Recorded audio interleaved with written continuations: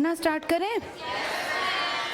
Modern India कल हमने बातचीत की थी और एक बहुत मोटी मोटी सी कहानी तुम्हें समझ में आई कि एक टाइम पीरियड जिसे कहा जाता है मेडिएवल, ये लगभग 1000 साल चला, 8वीं से 18वीं शताब्दी।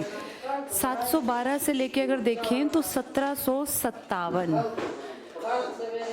नहीं 1757 इसलिए क्योंकि पहली लड़ाई 1757 में थी ना। वो कौन सी लड़ाई बताई थी मैंने? प्लासी। हाँ, वैसे तुम देखो तो 1857। इस टाइम पे आपके देश में BEIC हावी हो गई थी। कौन सी लड़ाई के बाद से? प्लासी के युद्ध के बाद से। यहाँ से यहाँ तक BEIC ने राज किया। कितने साल? 100 साल। बेटा 17 से 18 100 होता है, 200 नहीं। और इसके बाद फिर 90 साल 1947 तक BEIC का राज ले लिया महारानी ब्रिटेन ने, जो खुद तो नहीं आई लेकिन यहाँ पर वायसराय। वायसराय कौन सी भाषा का शब्द है? फ्रेंच, जिसका मतलब होता है इन प्लेस ऑफ किंग। तो महारानी महाराजा की जगह 90 साल भारत पे वायसराय का राज रहा।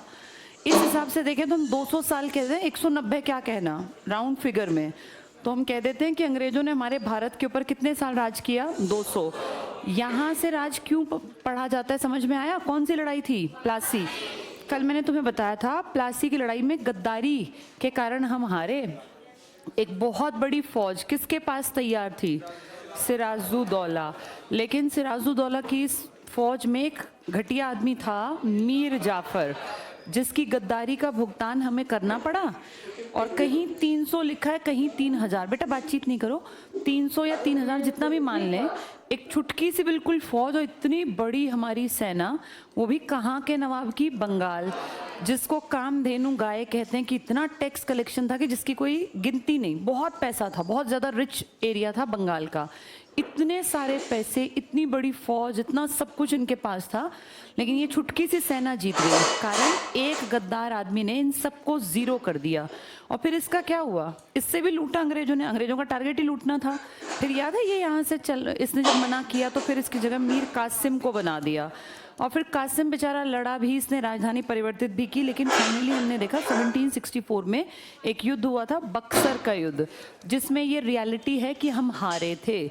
और फिर भारत की बड़ी बेल्ट पर किसका राज स्टार्ट हुआ?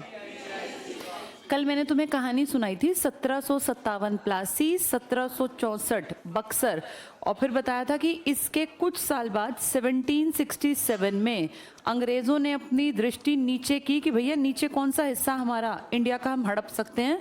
तो उनको सबसे आसान टारगेट दिखाई दिया मैसूर। और इस मैसूर में 2 वंशज थे, बाप और बेटा। किसकी बात हो रही है ये?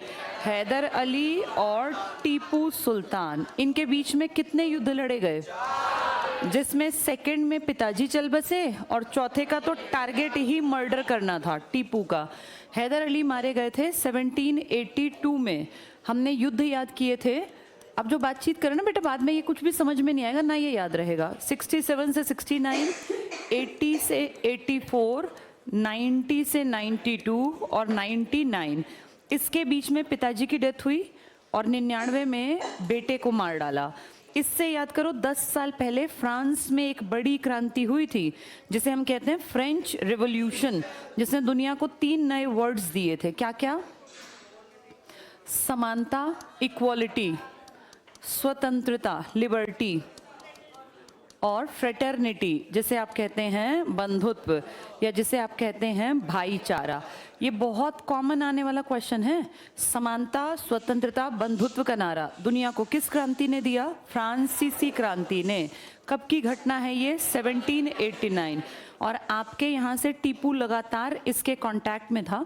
मैंने कल एक ग्रुप का नाम बताया होगा, जैकोबिन क्लब, जिसका वो मेंबर भी बना था, लेकिन बाद में इसको मार डाला गया। और ऐसे देखते देखते पहले अंग्रेज छाए आपके 3 शहरों के आसपास, उन्होंने 3 नए शहर बसाए। आपका सूरत था, इसकी टक्कर में इन्होंने मुंबई बना लिया। आपके यहाँ पर इन्होंने चेन्नई, जिसको आप कहते हैं आज मद्रास, जिसका पुराना नाम था, और यहाँ इन्होंने डेवलप कर लिया कोलकाता। ढाका की जगह कोलकाता आ गया, सूरत की जगह मुंबई आ गया, और मछलीपट्टनम की जगह मद्रास। ये 3 शहर इन्होंने ऐसे डेवलप कर दिए कि आज 2024 में भी हम अगर कहें इंडिया के 4 बड़े शहर, तो दिल्ली, मुंबई, कलकत्ता, मद्रास या चेन्नई, यही नाम लेते हैं ना। ये तीनों इनके टाइम में डेवलप हुए थे, हमारे टाइम में नहीं, हमने नहीं किए थे। हमने एक ट्रिक पढ़ा था, PD, EDF। इनमें सबसे पहले आए पुर्तगाली, 150 साल अकेले ही चले क्योंकि कोई और आया ही नहीं। 1498 में पहला और 1503 में कंपनी बनी। इस कंपनी को लंबे टाइम तक किसी भी टक्कर का सामना नहीं करना पड़ा क्योंकि कोई कंपनी बनी ही नहीं। लेकिन फिर हमने देखा था डच कहाँ के थे? हॉलैंड को ही आप कहते हैं नीदरलैंड, यहाँ के निवासी।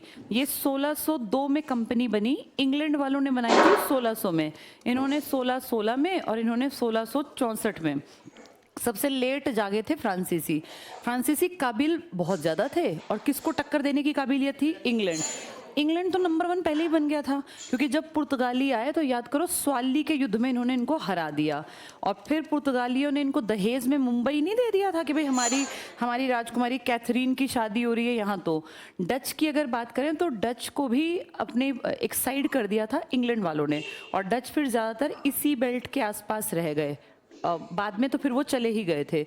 इंग्लैंड वाले धीरे धीरे करके स्टार्टिंग यहाँ से की इन्होंने, फिर सूरत में स्वाली के युद्ध में अपनी बिल्डिंग बनाई, फिर यहाँ पहुँच गए, फिर धीरे धीरे उन्होंने डेवलप कर दिए शहर। ये जो डेनमार्क वाले हैं, जिनको आप डेनिश कहते हैं, ये तो स्टार्टिंग में देख के कलेश छोड़ के अपना काम धाम पैसे लेके चलते बने। फ्रेंच टिके थे, और फ्रेंच ने सोचा था कि मैं क्यों इनको अकेले को राज करने दूं, मैं इनके साथ खड़ा रहूंगा। पर बड़ी प्रॉब्लम थी कि फ्रेंच लोगों को परमिशन मांगनी पड़ती थी। कैसी कंपनी थी वो? गवर्नमेंट, जबकि ये क्या थे? प्राइवेट। ये तो रात में डिसीजन ले सकते थे, क्विक, कल ये करना है, लेकिन उनको पहले सोचना पड़ता, लेटर लिखना पड़ता, वो फ्रांस जाता, वहाँ के राजा की परमिशन मिलती, तब जाके फिर ये काम होता। इसीलिए फ्रेंच पीछे रह गए। लेकिन इनका एक आदमी मैंने आपको बताया था जिसका नाम क्या था? डुप्ले। ये बहुत इंपॉर्टेंट है, डुप्ले। इसने बहुत सारे काम किए, पर क्योंकि सरकार की कमी थी ये वो काम नहीं कर पाया। ये सब बातें मैंने पढ़ाई थी आपको। बुक ले आए आप लोग? ठीक है। देखो, मॉडर्न हिस्ट्री की शुरुआत होती है, और बाहर देखना जरा, ये नीचे सारे क्रांतिकारियों के पिक्चर्स इसलिए हैं क्योंकि मॉडर्न हिस्ट्री में मध्यकाल के बाद सबसे इंपॉर्टेंट रोल प्ले करेगी एक ऑर्गेनाइजेशन जिसका नाम है कांग्रेस, और उसके पैरेलल में क्रांतिकारी। ठीक है, चलो अब आ जाओ इसके पहले चैप्टर पर। पहला चैप्टर देखो कौन सा है। सबसे पहला चैप्टर है यूरोपीय कंपनियों का भारत आगमन। क्या ट्रिक है यूरोपीय कंपनियों को याद करने का? PD, EDF। ये सबसे ऊपर लिख लो ताकि तुम्हें याद रहे। PD, EDF, यही ऊपर लिख लो। PD, EDF। P मतलब पुर्तगाली, पहला D मतलब डच, E इंग्लैंड, अगला D डेनिश, डेनमार्क के लोग, और F मतलब फ्रेंच। ज्यादा ताकतवर इनमें से 3 हैं, पुर्तगाली, इंग्लैंड और फ्रेंच। पुर्तगाली अकेले 150 साल पानी पर राज कर गए। कौन सी नीति कहलाती है वो? उसे कहते हैं ब्लू वाटर पॉलिसी। पेपर में आ जाएगा। ब्लू वाटर पॉलिसी किसकी थी? पुर्तगालियों की। कौन से ओशियन पे इनका राज था? Indian ocean. इंडियन ओशियन के ये स्वामी कहलाते थे, और इसी को हिंदी में कहते हैं शांत जल की नीति। शांत, हाँ बेटा, क्या ये एग्जैक्टली सन तो नहीं है बेटा कहीं मेंशन, लेकिन जब इन्होंने 1535 के आसपास गोवा की पट्टी पूरी अपने अधिकार में कर ली ना, उसके बाद से ये धीरे धीरे इस पॉलिसी को यूज करते चले गए। लिखित में नहीं है कि किस सन में लगी, लेकिन 35 के बाद इन्होंने गोवा तक का अधिकार अपना बना लिया। आज भी वहाँ पोर्ट जो ये है ना गोवा के आसपास और दमन दीव के पास, अगर कभी आप घूमने जाएंगे तो दीव नाम की एक जगह है, यहाँ एक किला फेमस है। किला तो क्या है, वो एक तरह से ट्रेड सेंटर था। आज भी वो एज इट इज खड़ा हुआ है, और तुम विश्वास नहीं करोगे, जैसे पानी कहते हैं ना बिल्डिंग को खत्म कर देता है। इस किले के तीन तरफ पानी लगातार, अरेबियन सी, अरब सागर तो कितना कड़वा, कैसा खारा पानी, क्योंकि नमक का पानी होता है इसमें सीज वगैरह में, ये सारा खारा पानी इसकी बिल्डिंग को लगातार टच करता है, ये आके एकदम से ना सारी लहरें इसको टकराती हैं, पर ये एज इट इज खड़ा हुआ है, ये पूरा सेंटर, इसकी कोई भी नींव नहीं हिली। अगर कभी आप घूमने जाएंगे तो आप देखेंगे किस तरीके से, कितना मजबूती से बनाया गया होगा। किसी घर में अगर पानी ऊपर से रिसने लगे तो उसकी दीवारें खराब हो जाती हैं एक एक बूंद बारिश के महीने में। इसको 24 घंटे पानी टच करता है और तेज हिलोरें आती हैं। सिर्फ एक तरफ इसका गेट है जहां से जनता की एंट्री है, बाकी सब पानी। आप ऊपर जाएंगे तो आप देखेंगे यहाँ छत पर, क्योंकि कई स्टोरे बनते थे, हर तरफ ना यहाँ तोप खड़ी हुई हैं। अब तो खैर वो चलती नहीं है, लेकिन वो तोप एज इट इज हैं। तो ये क्यों खड़ी की गई होंगी कि अगर कोई व्यापार में बाधा डाले, क्योंकि इसका यूज करते होंगे, ये भर के जहाज ला के यहाँ उतारते होंगे सामान, फिर यहाँ से इंडिया के अंदर घूमता होगा सामान। तो यहाँ तोप लगाने का औचित्य क्या था, जब कभी कोई इनके व्यापार में बाधा डाले और इसके आसपास अरब सागर में आए, एंट्री करे, तो उन तोप का इस्तेमाल करते होंगे। ऐसा तो नहीं कि अब ले जाके रख दी, वो तो उस जमाने की है ना। तो आप चारों डायरेक्शंस में देखें, कम से कम यहाँ 20-30 तोप ऊपर लगी हुई हैं। उसका टारगेट यही था कि कोई भी आए। ये शांत जल की नीति एक दिन में थोड़ी ना बन गई, ये डर बिठाया गया होगा कि कोई भी यहाँ आएगा तो उसको ये लोग मार डालेंगे, और इसी का आज एग्जाम्पल खड़ा है यहाँ पर। यहाँ ना इस तरह के रैंप बनाए गए हैं। उस जमाने में रैंप समझते हो ना, जिसपे चीजें आसान होता है उतारना चढ़ाना, तो क्योंकि व्यापार टारगेट था तो इस पर रैंप बने हुए हैं। उन रैंप्स पे वो लोग अपने इस तरह का सिस्टम बना रखा होगा कि उस पर लादते होंगे, फिर उसको ऊपर तक ले जाते होंगे। इसके ही पास बिल्कुल यहीं पर एक बड़ा सा वॉच टावर है। उस जमाने में वॉच टावर का इस्तेमाल करते होंगे, तो ऊपर चढ़ के देखते होंगे आसपास कहीं कोई डायरेक्शन में कोई युद्ध, जो ये होते हैं ना पोत वगैरह, बड़े बड़े शिप्स, ये तो नहीं आ रहे हैं। और शायद इस वॉच टावर में अगर गड़बड़ दिखती होगी तो फिर इनको एक्टिवेट कर देते होंगे। तो उस टाइम पे इतना प्लान्ड तरीके से काम करना, ये कब की घटनाएं हैं, जब तुम्हारे यहाँ पानीपत का युद्ध हो रहा था और तुम तलवारें ले लेके लड़ते थे, तब ये तोप और ये सब रखते थे कि भैया कोई आए तो हम मार दें। एडवांस थे, तभी तो राज कर गए। चलो यहाँ लिख लो PDEDF। अब सबसे पहले इस पे आ जाओ टॉपिक पर। यूरोपीय वाणिज्यिक कंपनियों का भारत आगमन, arrival of European commercial companies. इनको कमर्शियल क्यों कह रहे हैं, क्योंकि इनका टारगेट था व्यापार करना। व्यापार का टारगेट सिर्फ एक होता है, क्या? प्रॉफिट। कोई व्यापार नुकसान के लिए करता है क्या? नहीं ना। इसका मतलब ये प्रॉफिट मेकिंग कंपनीज थी, ये इन देशों में यहाँ से पैसा खींच के ले जाती। स्टार्टिंग की थी इन्होंने, बेटा ये बीच में बातचीत कौन करता रहता है, क्लास से बाहर करना पड़ेगा जो बातचीत कर रहा है। स्टार्टिंग हुई थी पैसा कमाने का टारगेट लेके, लेकिन फिर भारत की राजनीति क्योंकि कमजोर थी, आपके यहाँ काबिल लोग नहीं थे, फिर इन्होंने राजनीति में भी एंट्री कर दी। स्टार्टिंग राजनीति से नहीं थी, स्टार्टिंग थी प्रॉफिट मेकिंग बिजनेस, कि भैया बिजनेस करेंगे, यहाँ से माल कमाएंगे, और वो भी लूट के नहीं, व्यापार करके। चलो पढ़ो पहला, पुर्तगाली। 1498 में पुर्तगाली नाविक था वास्को डी गामा। आज भी तुम्हारे गोवा में रेलवे स्टेशन का नाम क्या रखा गया है? अगर कभी आप गोवा घूमने जाओगे ना, तो ट्रेन जहाँ ठहरती है, जो मेन स्टेशन है गोवा का, वहाँ एंट्री पर ऐसे गोल सा, जैसे कहीं देखे ऐसे गोल गेट हो जाते हैं ऐसे, इस पे, और इस पे लिखा हुआ है Vasco D gamma railway station. तो वास्को डी गामा गोवा पहचान है इनकी। आया नहीं था गोवा, आया था वो केरल में सबसे पहले, केरल के कालीकट के तट पर। लेकिन वहाँ आके उसने सिर्फ थोड़ा बहुत कामकाज किया। एक होता है ना सेंटर, कि भाई मैं यहाँ से काम करूँगा, वो इन्होंने गोवा बनाया था। तो वास्को डी गामा का स्टेशन का नाम इसलिए रखा क्योंकि उसके कारण इनके पैर जमे थे इंडिया में। चलो ये टिक कर लो। तो 1498 पुर्तगाली था वास्को डी गामा। आगे पढ़ो। इसने भारत की खोज की। क्या पहले इससे भारत था नहीं, या था?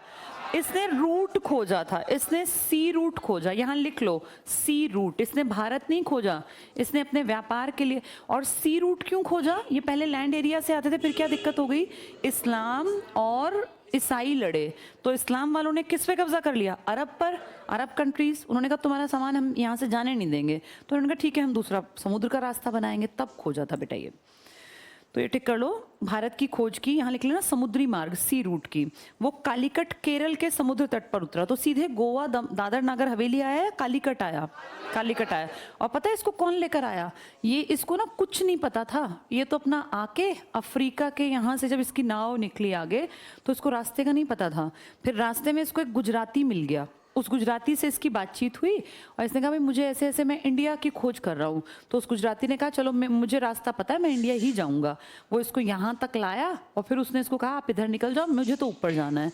तो एक गुजराती की मदद से वास्को डी गामा भारत के कालीकट के तट पर पहुंचा था, केरला। अदरवाइज इसको रूट नहीं पता था। पढ़ के देखो अगला। वास्को डी गामा का कालीकट के शासक जेमुरिन ने स्वागत किया। इसको टिक कर लो। पूछ लेंगे जब वास्को डी गामा भारत आया तो कालीकट का शासक कौन था? जेमुरिन। ये जेमुरिन, क्योंकि हम तो अतिथि देवो भव वाले देश के लोग हैं, हमने कभी नहीं सोचा ये लूटेंगे या ये ऐसे करेंगे। हमने इसका स्वागत किया कि ठीक है विदेशी आ जा। जमोरिन या जेमुरिन नाम था इसका। लेकिन पहले से व्यापार कर रहे अरबों ने इसका विरोध किया। टिक करो। विरोध किसने किया? अरब। अरबों को क्या दिक्कत हुई? क्योंकि उनका व्यापार में नया आदमी आ गया। वो तो इनको रोक के बैठ गए थे ना अपनी बेल्ट में कि खबरदार जो ईसाई हमारे इस्लाम वाले पार्ट पे आए, ये नए रूट से आ गया, तो अरब इसका विरोध कर रहे हैं। क्या हमारा इससे पहले कहीं व्यापार था या ये पहला व्यापार करेगा? हम तो पुराने टाइम से व्यापार करते थे, हम आज से नहीं है। ये तो 1498 कह रहे हैं ना।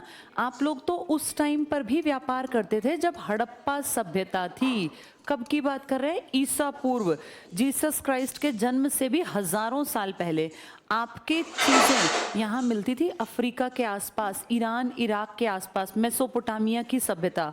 तो हम कोई नए नहीं है कि हमें तो पता ही नहीं व्यापार क्या होता है। हम तो व्यापार बहुत पुराने टाइम से करते थे। चलो इसमें आगे पढ़ लो। तो पहले से व्यापार करे, अरबों ने विरोध किया। वास्को डी गामा के बाद दूसरा पुर्तगाली यात्री आया, इसका नाम टिक कर लो, पेड्रो अल्ब्रेज कैबाल। ये दूसरा है, पहला तो सब याद करते हैं, दूसरे का नाम क्या था? कैबाल। पेड्रो अल्ब्रेज कैबाल। ये 1502 साल बाद।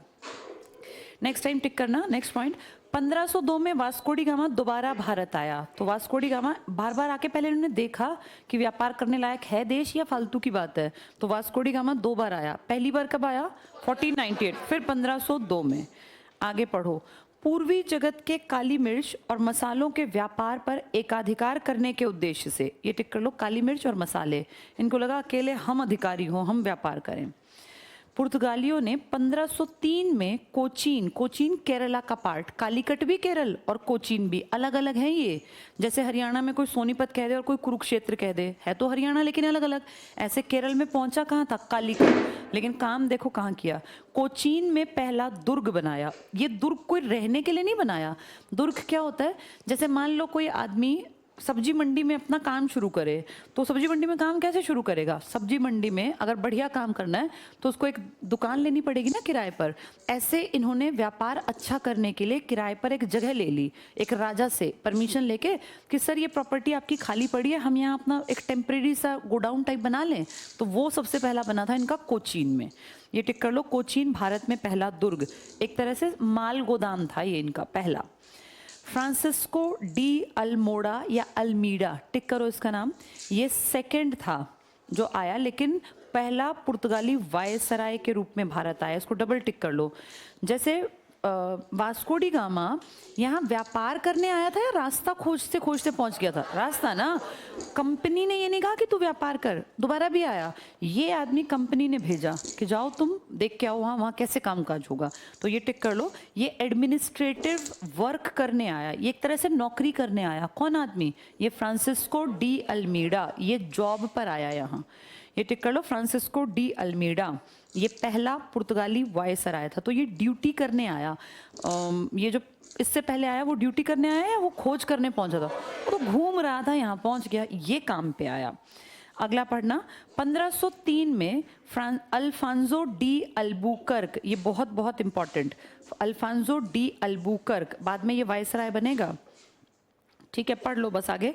स्क्वाड्रन कमांडर के रूप में भारत आया और 1509 टिक करो में इसे भारत का वायसराय नियुक्त किया गया। अभी ऊपर वाला वायसराय कौन था? वो डी अल्मोड़ा। वो ध्यान से देखो 1505 से 9 तक था, फिर ये 9 में नया बना। कौन बना दूसरा? अल्बुकर्क। अब ये बात समझ में आ रही है? ये नौकरी पे आ रहे हैं। 2 लोग बताओ जो नौकरी पे आए हैं। पहला, हाँ, डी अल्मोड़ा या अल्मीडा और दूसरा अल्बुकर्क। इनसे पहले कौन रास्ता वास्ता खोज गया?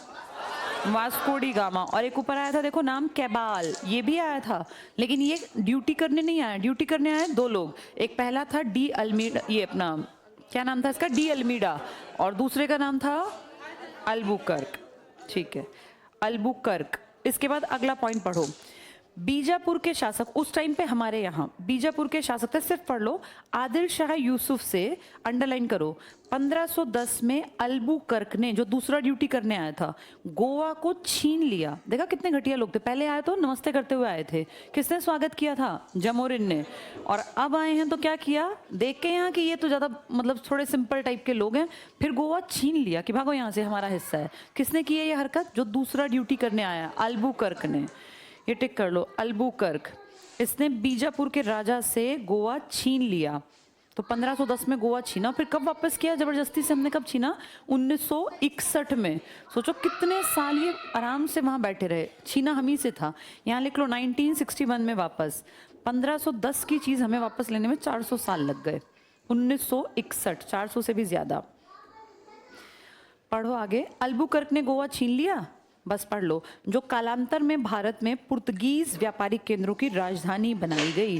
तो गोवा इन्होंने अपनी राजधानी बना ली आगे जाके। किससे छीना? हमारे बीजापुर के राजा से। पहला नौकरी करने कौन आया? ये अल्मीडा। दूसरा नौकरी करने अल्बुकर्क। अल्बुकर्क थोड़ा और तेज होगा, इसने कौन सा हिस्सा छीन लिया? गोवा। किससे छीना? हमारे आदिल शाह, बीजापुर के राजा से इसने प्रॉपर्टी छीनी। नेक्स्ट पढ़ना, पुर्तगालियों ने अपनी पहली व्यापारिक कोठी, अंडरलाइन करो, व्यापारिक कोठी मतलब एक तरह का गोडाउन टाइप ही, कोच्चि में स्थापित की। नेक्स्ट पढ़ लो, पुर्तगालियों ने 1534 में चटगांव और सतगांव में व्यापारिक फैक्ट्री खोलने की अनुमति बंगाल के शासक महमूद शाह, कितने चालाक हैं, पहले क्या मांगते हैं वहां जाके? अनुमति। पहले नीचे भी तो स्वागत करवाया, फिर क्या देखते हैं, बेवकूफ लोग हैं, फिर अटैक करके हिस्से छीनते हैं। नेक्स्ट पढ़ लो, पुर्तगाली कोंकण तट। कोंकण तट मतलब जहां आज भाषा है ना तुम्हारी, कौन सी भाषा? कोंकणी, तुम्हारी मानक भाषा है, यही वाला इलाका। ये टिक करो, कोंकण तट, यहाँ गोवा लिख लो, और मालाबार यहाँ केरल लिख लो। तो गोवा और केरल की पट्टी में ये ज्यादा आए। कोंकण तट और मालाबार से सर्वाधिक काली मिर्च का निर्यात करते थे। आज भी तुम अगर कभी केरला घूमने जाओगे ना, तो तुम्हें पता है क्या मिलेगा? देखो बोर्ड पर, ये जो पट्टी है ना, इसमें जैसे हमारे यहाँ एक फालतू की घास फूस नहीं लगी होती, बहुत लोग उसको कांग्रेसी घास कह देते हैं, बकवास सी ना, अपने आप ही कहीं भी उग जाती है, ऐसे यहाँ काली मिर्च उग जाती हैं। राह चलते चलोगे ना तुम देखोगे बहुत छोटी छोटी सी ना, बहुत बड़े नहीं होते, कोई पेड़ नहीं होता काली मिर्च का। हमारे यहाँ जैसे ये मान लो एग्जैक्टली उतना तो नहीं, जैसे जब पालक, अब गर्मी आएंगी ना तो पालक बहुत भारी भारी सा हो जाएगा, अभी पालक बहुत कच्चा सा है ना, थोड़ा भारी और बड़े बड़े पत्ते हो जाएंगे गर्मियाँ आते आते। तो उस टाइप की इतनी ऐसी फालतू सी की फसल होती है ये, जिसको बोलते हैं काली मिर्च। हमारे लिए वेस्टेज था, इनके लिए बहुत काम की चीज़ थी, तो हमें भी लालच आ गया कि जो हमारी वेस्टेज है उसके बदले हमें क्या दे के गया था ये? स्टार्टिंग में इन्होंने सोना दिया है हमें, और हम लालची थे ही सोने के कभी से ही, तो हमें लगा अरे इतनी फालतू की फसल के लिए सोना दे रहे हैं तो और ले जाओ और ले जाओ, इनका स्वागत करते रहे। तो कभी जमोरिन स्वागत कर रहा है, फिर आगे जाके किससे छीन लेंगे? बीजापुर से। तो उसी सीरीज में देखो आगे, काली मिर्च का निर्यात करते थे। आगे पढ़ लो, इसके अलावा मालाबार तट, मालाबार क्या बताया मैंने? केरल से अदरक, दालचीनी, दालचीनी इकट्ठे कर लो, ये कॉमन नहीं आएगा, दालचीनी, हल्दी, नील, चंदन आदि का भी निर्यात होता था। प्रसिद्ध जेसुइट संत फ्रांसिस्के जेवियर, इसको टिक कर लो, ये संत था, सेंट, अपने धर्म को बढ़ाएगा। कौन से धर्म के लोग? ईसाई। ये यहाँ आएंगे, फिर यहाँ चर्च बनने स्टार्ट होंगे। तो आपके यहाँ स्टार्टिंग में चर्च किसने बनवाए? पुर्तगालियों ने। आगे जाके फिर ये अंग्रेजों तक, क्योंकि सारे क्रिश्चियन हैं, ये सारे जितने लोग आएंगे सब क्रिश्चियनिटी को फॉलो करते हैं। तो ये टिक कर लो, प्रसिद्ध संत आया था फ्रांसिस्को जेवियर, ये पुर्तगाली गवर्नर। अब तीसरा आदमी आ गया ड्यूटी पर, अल्फांसो डिसूजा। तुमने सबसे पहला ड्यूटी पर कौन देखा था? De Almeida. दूसरा अल्बुकर्क। डी अल्मीडा आया था 5 से 9, अल्बुकर्क और चालाक निकला, उसने क्या छीना? बीजापुर वाले से गोवा छीना। अब ये तीसरा है, ये राजधानी बना देगा। टिक करो, अल्फांसो डिसूजा के साथ भारत आया। तीसरे के साथ इनका एक, अपने धर्म को फैलाने के लिए इनके एक संत भी चले आए, जिनका नाम क्या है? फ्रांसिस्के जेवियर। तुमने सुना है सेंट जेवियर कॉलेज होते हैं? सेंट जेवियर तो इन्हीं के नाम पे तो हैं वो, सेंट जेवियर कॉलेज इन्हीं के नाम पे। टिक कर लो, संत मतलब सेंट और जेवियर, इंग्लिश में देखो लिखा भी है सेंट जेवियर। आज तक तुम्हारे स्कूल यहाँ पे कॉलेज चल रहे हैं, saint Xavier school, Don Bosco school, college, ये इन्हीं के नाम पर है। तो बताओ पहला संत जो ईसाई धर्म का प्रचार करने आया वो कौन था? Saint Xavier. कौन से पुर्तगाली ड्यूटी वाले आदमी के साथ आया? वो तीसरे के साथ। पहला था अल्मीडा, दूसरा अल्बुकर्क और तीसरे का नाम क्या है? डिसूजा। डिसूजा, ये सरनेम नहीं सुना तुमने मूवीज में? डिसूजा, अल्फांसो डिसूजा, ऐसे नाम इन्हीं के तो थे ये। चलो आगे पढ़ो। पुर्तगालियों से के भारत आगमन से भारत में तंबाकू की खेती, देखा ये नशा करना यही सिखा गए। हम पहले तंबाकू नहीं यूज करते थे, ये सिखा गए। यहाँ तंबाकू को पीट पीट के जो लोग अपना उसमें खाते पीते रहते हैं, ये टिक कर लो। तंबाकू की खेती सिखा गए, जहाज निर्माण भी सिखा गए बड़े लेवल पे, क्योंकि पुर्तगाल से चलेंगे तो जहाज नाव में नहीं चलेंगे, फिर जहाज चाहिए। और प्रिंटिंग प्रेस, ये एक पॉजिटिव चीज़ है। एक खराब चीज़ तो एक अच्छी चीज़। तंबाकू तो गंदी आदत थी, लेकिन एक अच्छी चीज़ हमें क्या सिखा गए है? बताओ प्रिंटिंग प्रेस किसने बनाई थी? किसने? उसका नाम था गुटेनबर्ग ने। जिस आदमी ने बनाई थी ना, उसका नाम था गुटेनबर्ग। थोड़ा सा सुन लो, इससे पहले सारी किताब हाथ से लिखी जाती थी। हाथ से लिखना बड़ा मुश्किल काम था। कितनी लिखेगा कोई आदमी पूरी जिंदगी में? जैसे तुम्हें आज लिखना बड़ा आसान लगता है, कुछ भी लिख दो, लेकिन उस टाइम ऐसे नहीं था कुछ भी लिख दो। तब इतने कंफर्टेबल पेन और ऐसे बोर्ड थोड़ी ना थे। तब तो लिखने के लिए वो कलम जो है ना, वो सरकंडे काट काट के निब डुबोते थे उसमें, फिर एक उसमें बस इतना ही लगता था कि बस एक लाइन मुश्किल से खिंचे, फिर दोबारा डुबो के उसको थोड़े ठीक करते थे लाइन को, फिर उसमें डुबो के सोचो ऐसे करना है, फिर डुबो के ऐसे। तो ऐसा करने में तुम्हें कितनी सदियां लग जाएंगी एक किताब लिखने में। कोई एक आदमी जिंदगी में एक किताब लिख दे, बड़ी बात। फिर सब अनपढ़, पढ़े लिखे दो चार, कितना मुश्किल था किताब छापना। उस टाइम पे इस आदमी ने एक रिवॉल्यूशन लेकर आया था ये। इसने प्रिंटिंग प्रेस लगाई, जिसमें कि फिर किताब छपते छपते छपते सबसे पहले इसने छापी थी बाइबल। तो सबसे पहले कौन सी किताब छपी थी? बाइबल। ये बाइबल इकट्ठी छपने में ना कहते हैं 60 दिन लगे थे एक किताब छपने में। फिर इसके बाद स्पीड पकड़ती गई किताबें। आज तुम देखो कितनी किताब एक दिन में करोड़ों करोड़ों किताब छप सकती हैं। पर शुरुआत करने वाला एक आदमी था जिसका नाम था गुटेनबर्ग। हम तक ये बात कौन लेकर आया? पुर्तगाली। पुर्तगाली, क्योंकि यूरोप में छप गई थी किताबें। तो हमारे लिए एक अच्छी बात यह है कि किताबें जो छपी तुम पढ़ रहे हो, ये पुर्तगालियों के कारण यहाँ तक पहुंची। लेकिन एक खराब आदत हमें क्या सिखा गई है? तंबाकू। जहाज तो चलो पॉजिटिव था, तंबाकू जो पीते हैं लोग वो इन्हीं की देन है। हमें तंबाकू का पता भी नहीं था। नेक्स्ट पे आ जाओ, डच। डच में पहला पॉइंट पढ़ लो बस। कार्नेलिस उहस्तमान भारत में आने वाला पहला डच नागरिक था। सन देखना 1596। इसकी कंपनी थी 1602 में। तो ये पहले बस घूमने आया, इसका नाम उतना इंपॉर्टेंट नहीं है। अगले पेज पर आ जाओ।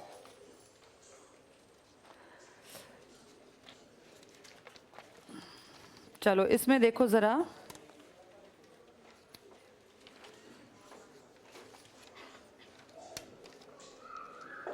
मेरे इसमें बुक में शायद पेज ही नहीं है,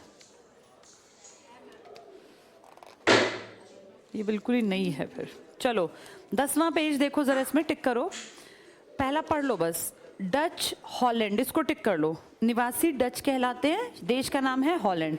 फिर ये हॉलैंड अब आगे जाके क्या बन गया? नीदरलैंड। यहाँ लिख लो नीदरलैंड, अंडरलाइन करना। 1602 second line, Dutch east India company की स्थापना। एक बार ना इनको देखो जरा खड़े होकर, इनमें से जो बात करता दिखे उसको चलता कर दो यहाँ से, जो गड़बड़ करता दिखे ये टिक कर लो। डच ईस्ट इंडिया कंपनी की स्थापना। नेक्स्ट पॉइंट पढ़ो, मसूलीपट्टनम। इसको मछलीपट्टनम भी कहते हैं, मछलीपट्टनम भी कहते हैं। ये कहाँ की प्रॉपर्टी थी? आंध्र प्रदेश। लिख लो यहाँ एपी, तब तो आंध्र प्रदेश था ही नहीं। मछलीपट्टनम या मसूलीपट्टनम में पहला डच कारखाने की स्थापना 1605। ये इस तरफ क्यों आए, आंध्र प्रदेश की तरफ डच वाले? क्योंकि इस बेल्ट पे कौन अधिकार बना के बैठा? पुर्तगाली। तो अगला इनके घर में आके इनसे क्यों लड़ेगा? उसने कहा मैं साइड में व्यापार कर लूंगा। फर्क कितना है? तुम शिप यहाँ लाओगे, मैं शिप यहाँ ले जाऊंगा, 2-4 दिन का ही तो फर्क है, कलेश तो नहीं होगा। तो ये टिक कर लो, इन्होंने अपनी कंपनी जो लगाई शुरू में वो कहाँ लगाई। नेक्स्ट टिक करना, तो मसूलीपट्टनम में 1605 में इनका कारखाना पहला जो था वो। डचों ने पुलिकट में अपने स्वर्ण निर्मित पैगोडा सिक्के, ये टिक कर लो। पैगोडा वैसे ना बुद्धिस्ट टेम्पल भी होते हैं, यहाँ लिख लो, लेकिन ये बुद्धिस्ट टेम्पल नहीं है, इनके सिक्के हैं। तो पैगोडा सिक्के चलाए इन्होंने अपने, सोने से निर्मित थे ये। आज हमारे यहाँ पे पुलिकट एक झील है, वहाँ इन्होंने सोने के सिक्के चला दिए। अगला पढ़ना, डच और अंग्रेजों के बीच एक लड़ाई हुई थी 1759 में, बोदरा या बेदरा का युद्ध। भारत में अंग्रेजी नौसेना की सर्वश्रेष्ठता को सिद्ध करते हुए डचों को भारतीय व्यापार से अलग कर दिया। ये जो अंग्रेज है ना, इन्होंने धीरे धीरे धीरे अपनी जड़ें जमाई। देखो बोर्ड पर 1757 में वो लड़ाई जिसमें वो गद्दार आदमी था, कौन सी लड़ाई थी? प्लासी। इनकी हिम्मत बढ़ गई, कौन सी बेल्ट में? बंगाल के आसपास।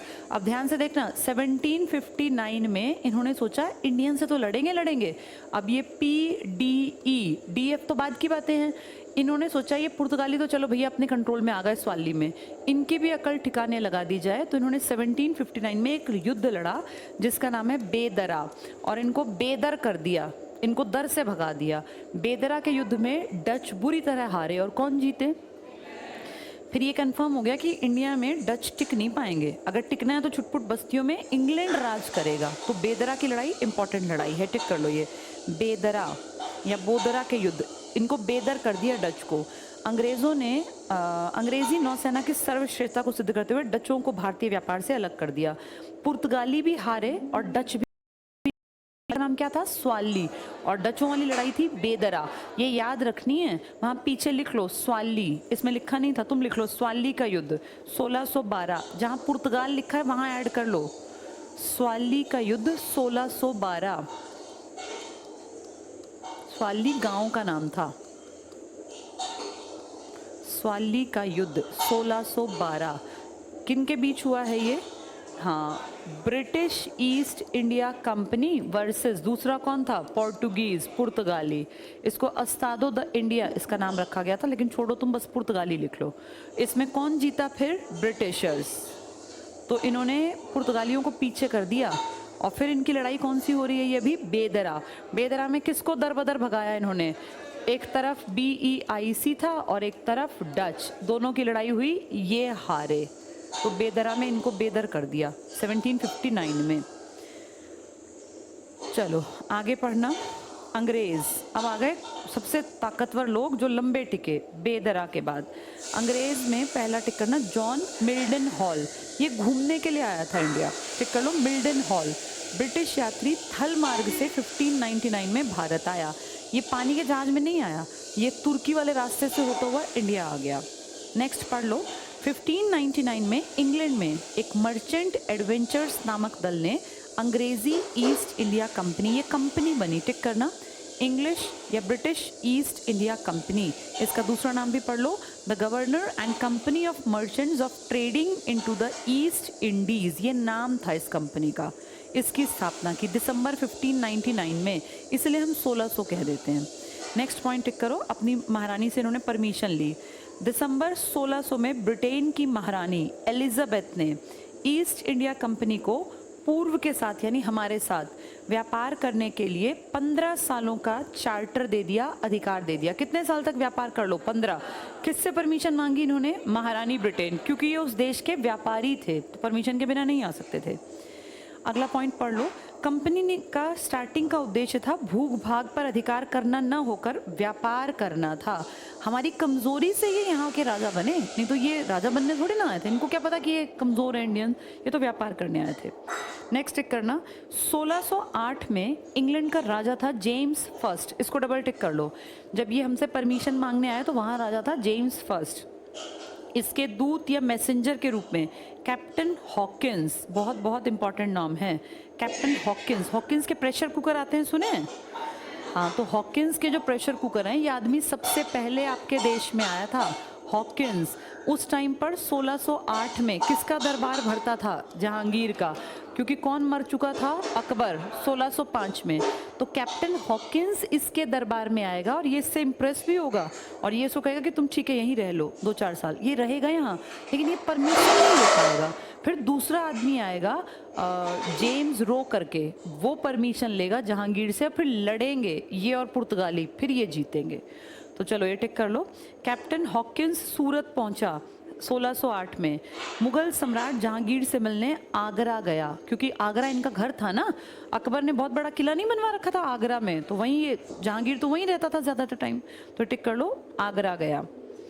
नेक्स्ट पढ़ना, सम्राट जहांगीर ने हॉकिंस के व्यवहार से प्रसन्न होकर उसे आगरा में बसने की स्वीकृति दे दी और 400 सवार का मनसब और जागीर मतलब प्रॉपर्टी का मालिक बना दिया।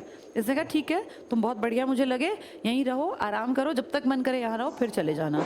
तो इसको खूब सारा एरिया दे दिया कि तू इसका मनसब बेटा एक पोस्ट मान लो, एक रैंक मान लो। अंग्रेजों ने, पढ़ते चलो बस, टॉमस एलवर्ड के अधीन सूरत में पहली व्यापारिक कोठी की स्थापना की। ये टिक कर लो, सूरत में लिखो, अधूरी रह गई, यहाँ कलेश हो गया। किसके साथ इनका? पुर्तगालियों के साथ। पुर्तगालियों ने कहा भाई सूरत में कैसे आ गई, ये तो बेल्ट हमारी है।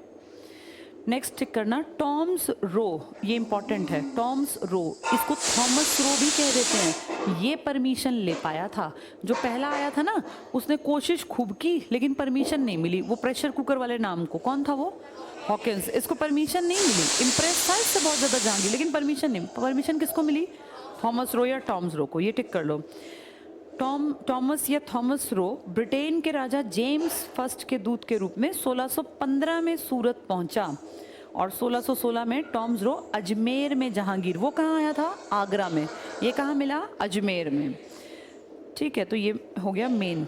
इसके बाद डेन पे आ जाओ। डेन लोग तो बहुत थोड़े टाइम के लिए रुके थे और ये तो कलेश देख के बेचारे चले ही गए कि पकड़ो हम तो लड़ेंगे ही नहीं।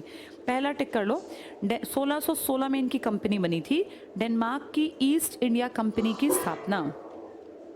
ठीक है, सिर्फ पढ़ेंगे इसको। 1620 में इसने छोटा सा तमिलनाडु में और बंगाल में कोठियां बनाई अपनी, बहुत छोटी छोटी।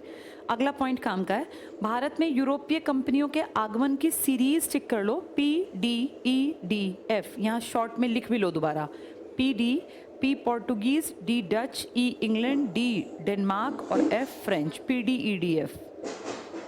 अगर वो तुमसे पूछें कि बताओ बनी कैसे है ये कंपनी, तो बताओ क्या करोगे? कैसे बनी है? सबसे पहले PDEDF बनी कैसे है कंपनी? ये कब बनी थी? ये 1503 के आसपास। ये कब बनी थी? 1602, ये 1600, ये 1616, 1664। अगर तुम्हें समझ में आता तो दो को चेंज करना पड़ेगा। अगर वो पूछेंगे बनी कब है तो तुम कहोगे ये फर्स्ट बनी है, ये सेकंड, ये थर्ड, ये फोर्थ, ये फिफ्थ। तुम्हारे देश में आई इस तरीके से है लेकिन बनी इस तरीके से नहीं है, बनी है PEDDF। इन दोनों की प्लेस चेंज करनी है क्योंकि 1600 पहले आएगा और 1602 बाद में आएगा। वो तुम्हें पेपर में घुमाएंगे ऐसे, जानबूझ के कहेंगे भारत आने का क्रम बताओ, तो तुम्हें याद रखना PDEDF।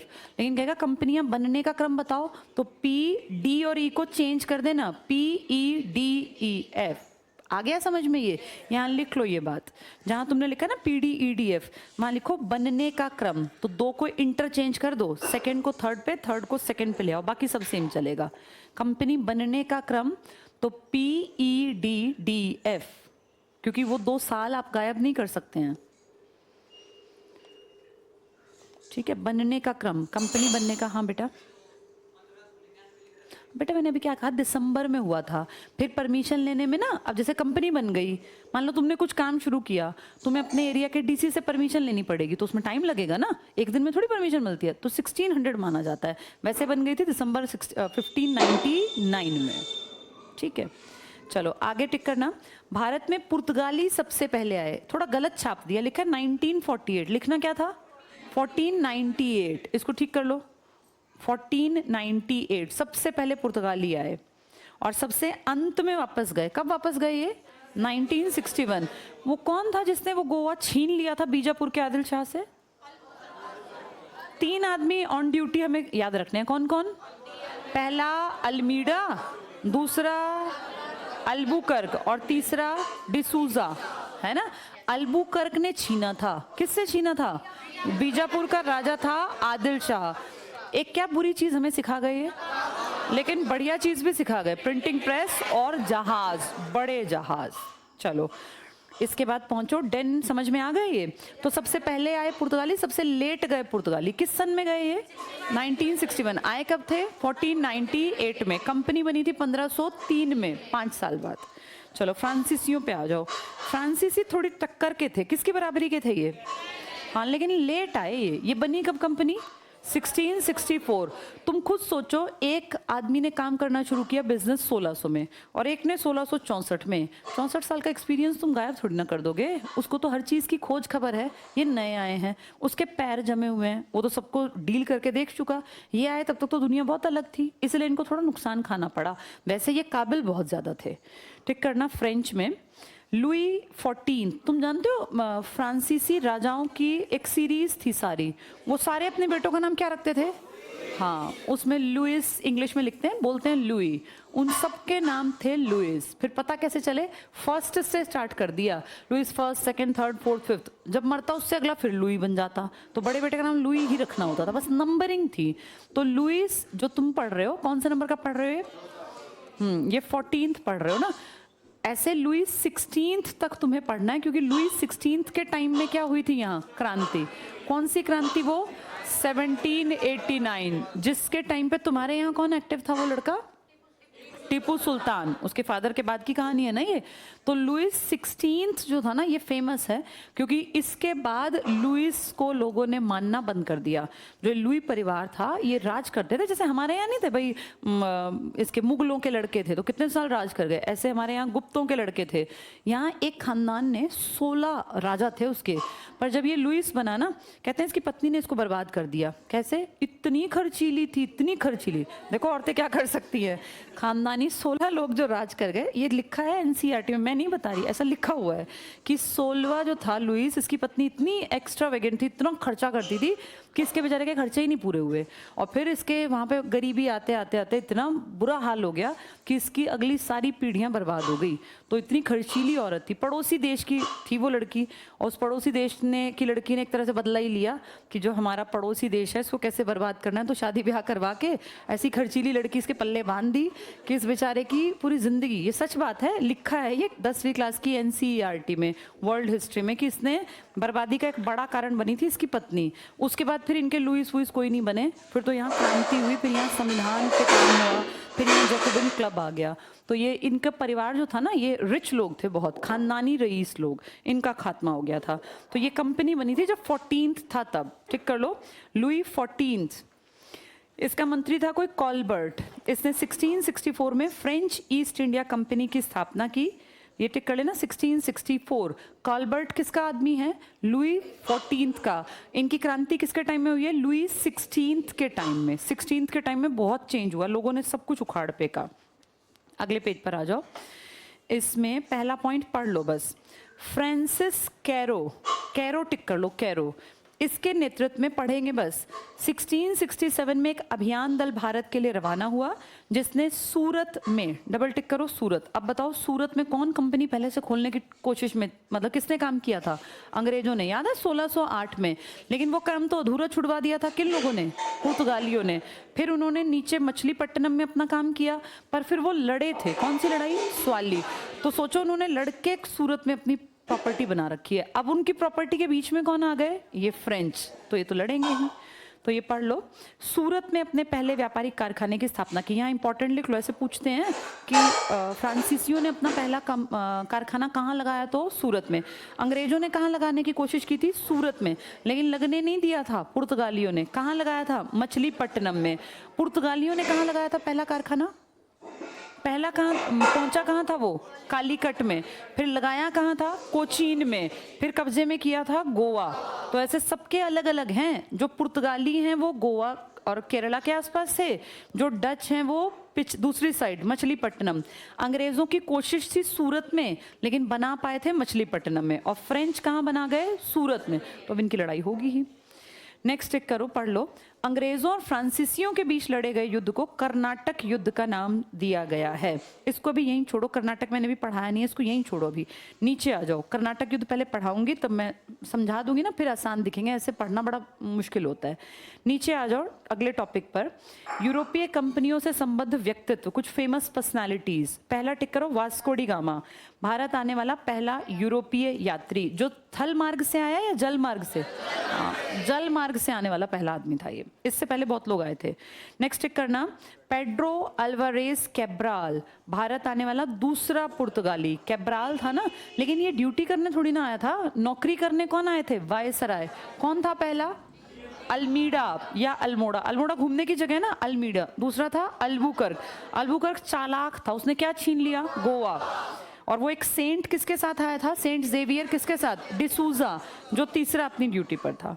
ये टिक करो, कैब्राल दूसरा पुर्तगाली। फ्रांसिस्को डी अल्मेडा टिक करना, भारत का पहला पुर्तगीज गवर्नर। ये लिख लो ड्यूटी, ये रिस्पॉन्सिबिलिटी से काम करने आया, वो तो घूमने फिरने देखने आए थे। Francisco de Almeida. Job Charnock बहुत इंपॉर्टेंट, कलकत्ता का संस्थापक है। कलकत्ता शहर, मैंने आपको क्या बताया, 3 शहर इन पांचों ने किसी किसी ने बसाए थे। कौन से 3 शहर, मुंबई, मद्रास जिसको आज आप चेन्नई कहते हैं, और कलकत्ता। इनके नाम भी आ जाते हैं बेटा। हमने ये शहर नहीं बसाए थे, हमने तो मुंबई से पहले कहाँ बसा रखा था, सूरत। और मद्रास से पहले हमारा मछलीपट्टनम था, और कलकत्ता से पहले हमारा ढाका फेमस था। इन्होंने लेकिन फिर नए नए शहर बसाए। तो ये टिक कर लो, जॉब चारनाक था कलकत्ता का संस्थापक। यहाँ इंपॉर्टेंट लिख लो, कलकत्ता बसाया था जॉब चारनाक ने। कैप्टन हॉकिंस टिक करना, पहला अंग्रेज दूत था जिसने जहांगीर से भेंट की। जहांगीर इससे इम्प्रेस्ड तो हुआ, लेकिन क्या जहांगीर ने इसको परमिशन दी थी, नहीं। कहाँ मिला था जहांगीर इससे, आगरा में। यहाँ लिख लो आगरा। इसको परमिशन नहीं मिली, हॉकिंस का प्रेशर कुकर, इसको परमिशन नहीं। परमिशन किसको मिली थी, वो क्या नाम था उसका, टॉमस या थॉमस रो, वो परमिशन ले पाया था। ये टिक कर लो। फ्रांसिस डे टिक करना, मद्रास का संस्थापक। यहाँ इंपॉर्टेंट लिख लो, कलकत्ता जॉब चारना, और फ्रांसिस डे ने क्या बसाया, मद्रास। मद्रास जिसको आज आप चेन्नई कहते हो। जॉन मिल्डन हॉल, भारत आने वाला पहला ब्रिटिश नागरिक था। मिल्डन हॉल, ये थल मार्ग से आया था। गेराल्ड अंगियार टिक कर लो, बंबई का संस्थापक था। तो तीनों शहर बस गए। जॉब चारनाक ने क्या बसाया, कलकत्ता। और बंबई किसने बसाया, अंगियार ने। ये टिक कर लो, अंगियार ने बंबई। और मद्रास किसने बसाया, डे ने, फ्रांसिस डे ने। मद्रास फ्रांसिस। फ्रांसीसी किस तरफ थे वैसे भी, फ्रांसीसी कहाँ रह गए थे लास्ट में, कहाँ से तुम्हें हिस्सा देके गए हैं फ्रांसीसी, पौंडीचेरी किससे छीना हमने, फ्रांसीसियों से ना। तो फ्रांसीसी चेन्नई, भाई डे चेन्नई, जिसको आज तुम चेन्नई कहते हो। ये देखो, ये तमिलनाडु मान लो, इसका जो चेन्नई है इसी से 200 किलोमीटर तो दूर पड़ता है, जिसको तुम क्या कहते हो, पौंडीचेरी, या जिसका अब नाम है पुदुचेरी। तो पुदुचेरी किसकी बस्ती हुआ करती थी, फ्रांसीसियों की, फ्रेंच की। तो उसी में से एक आदमी है, टिक कर लो। मद्रास का संस्थापक है फ्रांसिस डे, फ्रेंच है फ्रांसिस डे, इसने बसाया था। जॉन मिल्डन हॉल तो टिक कर ही लिया था हमने, शायद ऊपर आया था। अच्छा ये तो कर लिया ना, अंगियार बंबई का। इब्राहिम खान पढ़ लो, कलिकाता, ये कलकत्ता का पुराना नाम था। गोविंदपुर और सुतानती का जमींदार था, इसका जरूरत नहीं है। कैरॉन फ्रैंक पढ़ लो बस, भारत में पहली फ्रांसीसी फैक्ट्री की सूरत में इसने स्थापना की, सिर्फ पढ़ने हैं ये। फादर मॉन्सरेट टिक कर लो, अकबर के दरबार में पहुंचने वाला पहला शिष्टमंडल का अध्यक्ष। लेकिन अपने यहाँ पे जो काम किया था, सेंट, क्या नाम था उनका, सेंट जेवियर। किसके टाइम पे आए थे, पुर्तगालियों के टाइम। आपके यहाँ चर्च बनने स्टार्ट हो गए थे इसी कारण से तब। किस एरिया के आसपास, गोवा। आज भी आप गोवा जाएंगे तो आपको बहुत सारे छोटे बड़े ढेर चर्च मिलेंगे, कारण वहाँ यही लोग बस गए थे। नेक्स्ट पे आ जाओ, इसमें टिक करो, जॉन सुरमन दिया है, जॉन सुरमन। मुगल सम्राट फर्रुखसियर, ये फर्रुखसियर पता है कौन था, फर्रुखसियर 1 नंबर का नालायक आदमी था, और ये वंशज था किसका, मुगलों का। फर्रुखसियर ने पता है क्या गलती की, 1713 से 1719 के बीच में था, और ये कुछ नहीं कर पाया, अपना हमारा नुकसान किया इंडिया का, जबकि मुगल था। इसके टाइम पे जो सिखों के 10वें गुरु के बाद एक नेता थे ना, क्या नाम था उनका, बंदा बहादुर, बंदा बहादुर। तो ये बंदा बहादुर कौन थे, सिखों के 10 गुरु, 10वें गुरु कौन थे, गुरु गोविंद सिंह जी। उनकी डेथ के बाद ये नेता बन के उभरे थे। इन्होंने पंजाब और हरियाणा में अपनी बेल्ट में खूब एक्टिव होकर काम किया। बंदा बहादुर को मरवाने में सबसे बड़ा हाथ था फर्रुखसियर का। तो अपने लोगों को तो मरवा रहे हैं जो कि हमारे अपने इंडिया के हैं। और एक बार ये फर्रुखसियर बहुत बीमार हो गया, फर्रुखसियर कहते हैं, इसे सारे इलाज, सारे तंत्र मंत्र, जादू टोने टोट के जो कर सकता था करवा लिया। भाई बादशाह है तो दुनिया इसका। अभी कुछ दिन पहले तक तो औरंगजेब जिंदा था। औरंगजेब कब मरा है, 1707 में। तो सोचो उसके टाइम में कितने बढ़िया बढ़िया वैद्य होंगे, भरपूर पैसा था। एकदम थोड़ी ना लुटता है। जिनके बाप दादा कभी बहुत बहुत पैसे के मालिक रहे हो तो उनको गरीब होने में भी टाइम लगेगा। इतनी पुश्तैनी, इतना सब कुछ था। तो इसके पास जो बेस्ट उस टाइम के अवेलेबल डॉक्टर्स थे, इसने सबको दिखाया, ठीक नहीं हुआ। ये बीमार होता गया सब अंत आ गया, स्वर्ग सिधारने का समय। बाय चांस एक अंग्रेज ने इसको कहा कि भैया हम कर देंगे। उसने इसको, कोई बढ़िया अंग्रेज पढ़े लिखे थे, वो थोड़ा वैसी गोलियां जैसी आज आती हैं ऐसी तब भी खाते थे, उसने इसको 2-4 गोलियां दी, ये ठीक हो गया। ये ठीक हो गया, उसने सोचा मेरी तो जान इस अंग्रेज ने बचाई है, बड़ा खुश हुआ। और इसने अंग्रेजों को, इतना नालायक था, अपनी जान के बदले में भारत में फ्री ट्रेड की आज्ञा दे दी कि तुम लोग एक काम करो, मेरे बाप दादा परदादा को तो तुम टैक्स देते थे ना व्यापार के बदले, तुम मुफ्त में व्यापार कर लो। और मुफ्त व्यापार का मतलब था इस पूरी बेल्ट में और इस पूरी बेल्ट में जितना व्यापार होता था बदले में हमें पैसा मिलता था। व्यापार अंग्रेज करते थे, कमाई हमारी थी।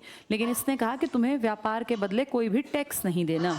तो अंग्रेजों को टैक्स फ्री ट्रेड किस बेवकूफ आदमी ने करवा दिया? नुकसान हमें भुगतना पड़ा।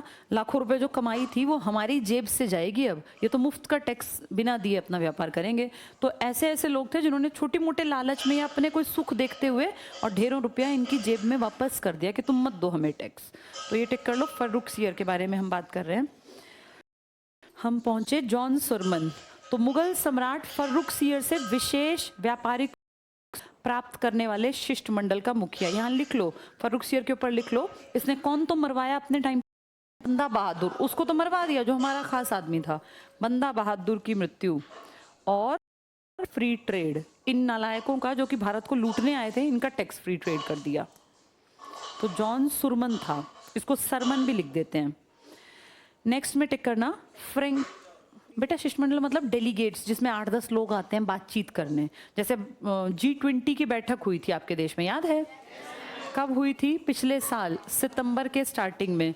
तो उसमें शिष्टमंडल आए थे। एक देश से एक आदमी अकेला नहीं आता, प्रेसिडेंट अकेला नहीं आता, उसके साथ 8-10 लोग और भी आते हैं। अगर आपको याद हो, बहुत बड़े बड़े भोज किए गए थे दिल्ली में ना, लुटियंस के जोन में। तो उसमें कभी अब तुम रील्स और इन सब में देख सकते हो, ऐसे जैसे टेबल पे बैठे हुए हैं सब लोग, तो उनके साइड में तुम देखना और पीछे भी लोग बैठे थे। तो एक कंट्री से एक आदमी नहीं आता, एक कंट्री से 8-10 लोगों का ग्रुप आता। बोलते हैं ये शिष्टमंडल है। शिष्टमंडल, इन्हीं को डेलीगेट्स कहा जाता है। Delegates, group of people, important लोग होते हैं ये। तो जैसे 8-10 लोग आए थे परमिशन लेने कि सर आप खुश थे हमसे, आप कह रहे थे कि हम तुम्हें परमिशन देंगे। तो उसने फिर इनको 2-4 दिन यहाँ रखा, फिर लिखत परमिशन मिल गई। तो उसका हेड कौन था? जॉन सरमन। नेक्स्ट टिक कर लो, फ्रेंको मार्टिन, पौंडीचेरी का पहला फ्रांसीसी गवर्नर। पौंडीचेरी पे लास्ट तक किसका राज था? फ्रांसीसियों का ना। यहाँ लिख लो 1954 में गए ये पौंडीचेरी को छोड़ के। 1954। तो पुदुचेरी पे फ्रांसीसियों की बस्ती थी, 54 में खाली की इन्होंने। 1954।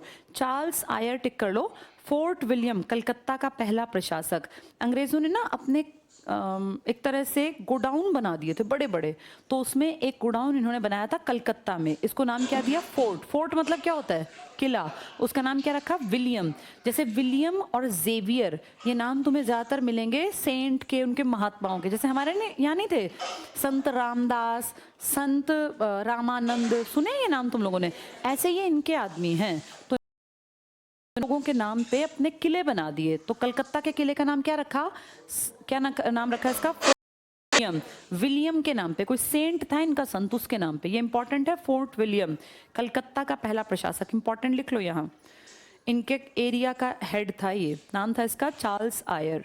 महत्वपूर्ण तिथियों में टिक करो, 1498 वास्को डी गामा का भारत आगमन। 1500 टिक करो, पुर्तगीज यात्री कैब्राल भारत आया। 1502 टिक करो, वास्को डी गामा दोबारा भारत आया। 1510 टिक करो, गोवा पर पुर्तगालियों का अधिकार किससे छीना? बीजापुर के आदिल शाह से। लिख लो यहाँ, बीजापुर से। और छीनने वाला कौन था? वो दूसरा ड्यूटी करने जो आया था अपने, अल्बुकर्क। अल्बुकर्क ने छीना। लिखते चलना ये, अल्बुकर्क। अल्बुकर्क ने किससे छीना? हाँ, आदिल शाह, बीजापुर के राजा से, गोवा। आदिल शाह, आदिल शाह, पीछे नाम भी आया था बेटा, टिक मार्क किया था। 1530 टिक करो, कोचीन की जगह गोवा पुर्तगालियों की राजधानी बनी। क्या इन्होंने पहला फोर्ट अपना कालीकट में बनाया या कोचीन में? आदमी आया कहाँ था? कालीकट में। फोर्ट बनाया था कोचीन, गोवा। गोवा किससे छीन लिया? आदिल शाह से। किसने छीना? अल्बुकर्क ने। तो टिक कर लो, पुर्तगालियों की राजधानी। फिर गोवा इन्होंने 1961 तक अपने कब्जे में रखा। 1530 से 1961, यहाँ 1961 लिख लो। तब गए फिर ये, और गए क्या, मारपीट के भगाने पड़े। 1599 टिक करना, ब्रिटिश ईस्ट इंडिया कंपनी की स्थापना तो हो गई, पर महारानी से परमिशन लेते लेते क्या आ गया था, 1600 क्योंकि दिसंबर की घटना है। 1602 टिक करो, डच ईस्ट इंडिया कंपनी की स्थापना। बनने की सीरीज क्या थी इनकी, बनने की,